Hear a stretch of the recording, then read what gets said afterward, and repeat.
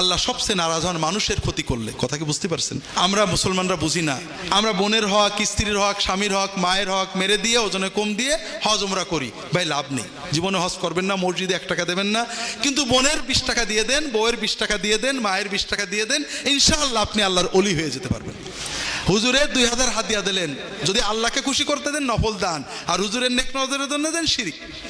আর আপনি এই দানটা নফল, আর আপনার বউয়ের পাওনা, বোনের পাওনা, ভাইয়ের পাওনা এটা ফরজ।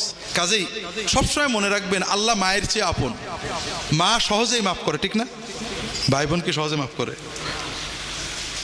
কাজেই আল্লাহর কোনো বান্দা যেন আমাদের দ্বারা ক্ষতিগ্রস্ত না, বিশেষ করে আমাদের সাথে যারা থাকে, আমার স্ত্রী, আমার স্বামী, আমার ভাই বোন, ছেলে মেয়ে, তাদের পরে ইনসাফ করা আমাদের দায়িত্ব, তাদের হক আদায় করার দায়িত্ব। পাড়া প্রতিবেশী, আমি মানুষের উপকার করতে না পারি, অন্তত কারোর হক নষ্ট না হয়। 2 নম্বর, খাদ্য